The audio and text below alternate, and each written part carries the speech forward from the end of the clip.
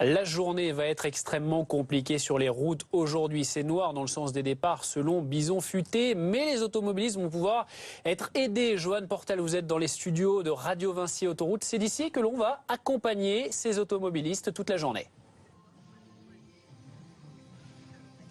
Oui, et sur 107.7 FM, en fait, il faut savoir que sur cette fréquence, eh bien, il y a plusieurs sociétés autoroutières qui se partagent la fréquence. Et ici, à Radio Vinci Autoroute, depuis ces studios de radio parisiens, eh bien, on va aiguiller, accompagner les automobilistes qui vont partir en direction de la Bretagne, de Rennes, de Nantes, et puis tous les vacanciers qui vont aller en direction de Bordeaux. Alors, toutes les informations, elles remontent en temps réel ici dans le studio où se trouve, eh bien, le rédacteur en chef Benoît Saliot et sa collègue Clara. Vous voyez, ils ont les yeux rivés, concentrés sur les écrans, sur les cartes, sur les dépêches qui reviennent. Et eh bien d'ailleurs, Benoît Saliot, rédacteur en chef, tout simplement, où en est-on à cette heure sur le trafic en France?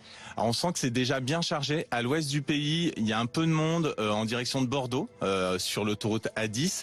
Beaucoup plus au 7, la vallée du Rhône, l'autoroute entre Lyon et Orange, il faut 1h10 de plus qu'en temps normal. Donc il y a déjà beaucoup de monde. Et l'autoroute A9, direction l'Espagne, il y a un accident après Béziers qui commence à poser quand même de sérieux soucis.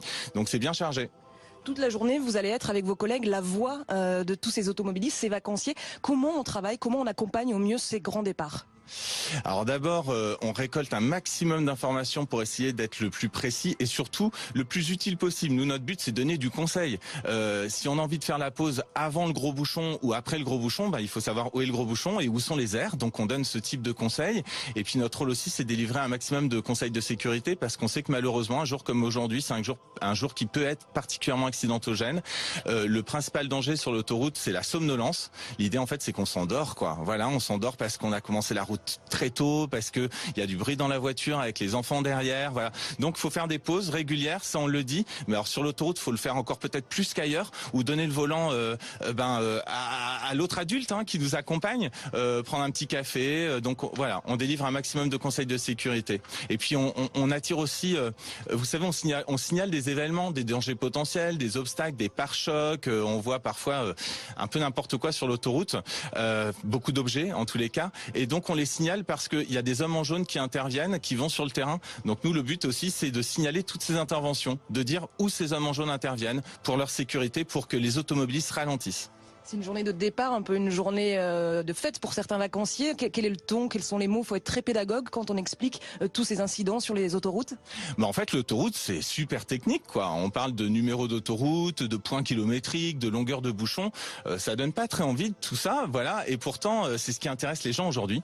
Donc, le but, ça va être de vraiment vulgariser en parlant simplement à des gens qui prennent l'autoroute 1 ou 2 fois par an. Ils connaissent pas le numéro des autoroutes. On n'est pas tous très forts en géographie.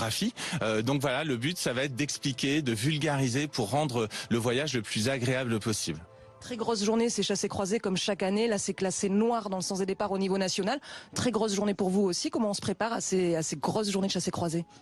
Alors, on s'y prépare en renforçant les équipes. Aujourd'hui, on est 2-3 fois plus que d'habitude à l'antenne. Il y a des journalistes en studio, il y a des journalistes sur le terrain, dans des voitures trafic. Eux, leur travail, c'est d'aller dans les bouchons pour remonter de l'information et puis vivre la difficulté avec nos auditeurs. Lorsqu'on est en voiture trafic, c'est vrai qu'on est entouré d'automobilistes qui vivent la même difficulté que nous. On partage un moment important ensemble.